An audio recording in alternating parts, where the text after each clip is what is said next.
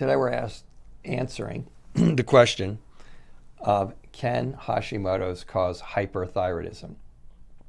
Again, this is a lengthy kind of explanation. We're trying to keep these to smaller chunks and segments that don't take up part of your day, whole part of your day.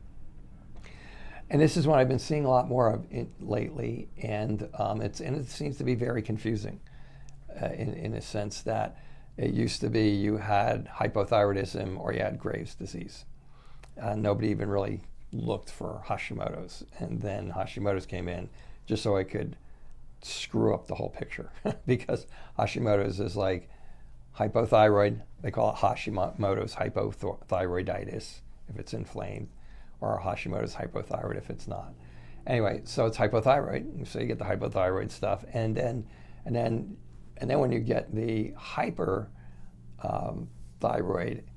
symptoms, especially if you're the unusual Hashimoto's patient that is thin, that has all hyperthyroid symptoms, and has no hypothyroid symptoms, now it gets confusing. So the first go-to is, does this person have Graves' disease? There are different antibodies that you check for that. It's called thyroid stimulating antibodies, and if you have those, you have Graves' disease.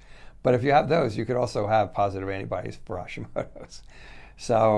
But Graves' disease, if that one marker comes up, you opt for Graves' disease, and then that's a medication to stop the too much hormone from going on, or they radiate it, or you take it out. Now, there's this big gray wasteland of hyperthyroidism. I'm hearing the diagnosis more and more.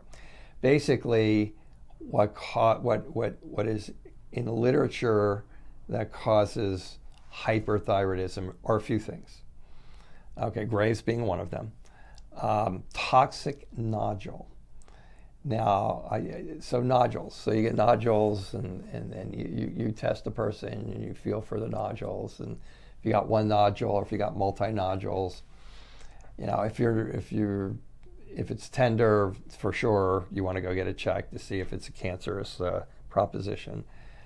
Most of the time, it's not. Thyroid cancer isn't that common, but it happens. People get it. But these nodules, my understanding so far, and here's where I say this.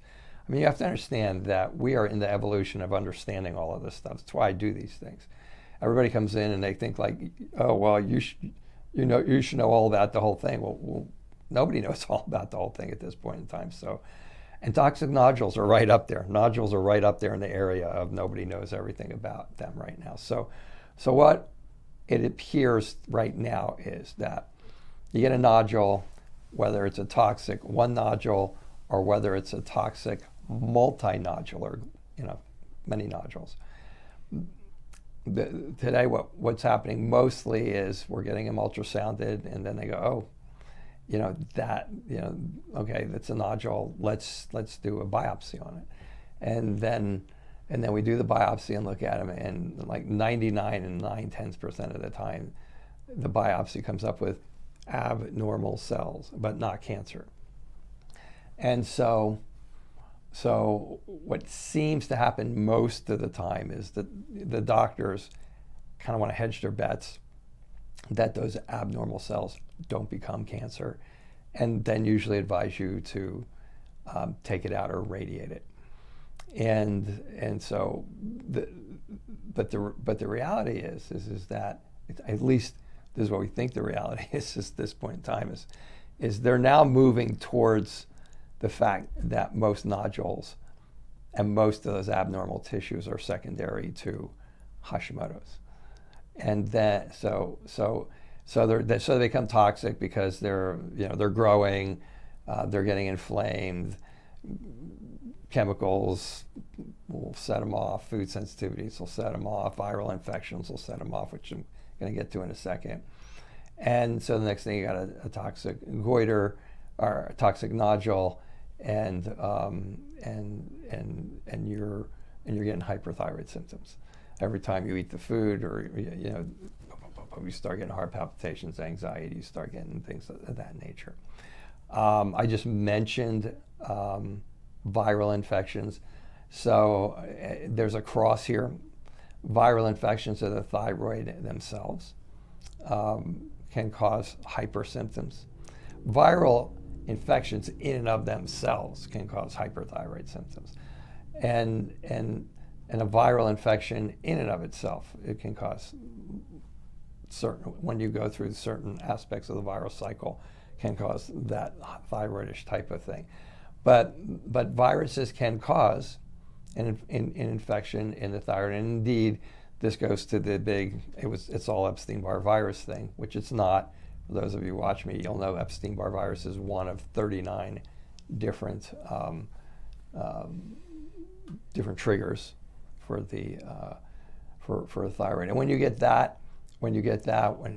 tender, when it gets like that, and it stays like that, and your doctor maybe still isn't quite up on Hashimoto's, you get chained, you get the heart palpitations, you get anxiety, the night sweats, the insomnia, the inward trembling, all of these things, and they don't check you for a thyroid, so they don't realize that you may have Hashimoto's, and that could be an infection, a viral infection. They pick up the viral infection, but they don't realize that the viral infection has gotten in your thyroid and is now perpetuating a hyperthyroid Hashimoto's type of a situation. Another one with Hashimoto's is over-medicating it. Over-medicating the thyroid can actually push it down into a very, very hyperthyroid area, obviously, like duh, I'm over-medicating it. And so there'll be too much thyroid medication in there. And mostly that's a hyperthyroid state. I don't know, that's not exactly what I'm sure the patient or the person who is asking this question is asking about. Excuse me. However, that is one thing that causes hyperthyroid. And another one is, excuse me. And another one is too much ingestion of iodine. And we've talked about iodine not being a proper supplementation for the Hashimoto's patient. If you are one of those unusual straight hypothyroid patients, iodine good. If you are a Hashimoto's patient, iodine bad. So just in case the person asking the question is suffering from hyperthyroidism as a diagnosis from the doctor, all the testing is normal. If you have Hashimoto's, let's say you have a multivitamin, it's got iodine in it, or you went to an alternative practitioner who's still in the 1960s and 70s and 80s or whatever, early 90s maybe, and they're still going, ooh, it's all about iodine, and no, it's iodine for the thyroid, and it's not iodine for the thyroid if you have Hashimoto's. So if you're doing that on a regular basis, you're not aware of it, and you have Hashimoto's, and maybe you're not even aware you have Hashimoto's. Maybe you haven't been diagnosed yet, and you're walking around with hyperthyroid state and nobody can figure out why. Then there's a good chance that it's the iodine that you're ingesting. And if that strikes you who are listening to this, like, wow, I take iodine, but I'm not Hashimoto's, my answer to you is go check yourself for Hashimoto's. Those are things that cause hyperthyroidism that are not Graves' disease, and that are either directly related to Hashimoto's or via the iodine, and the virus is indirectly related to that hyperthyroid diagnosis.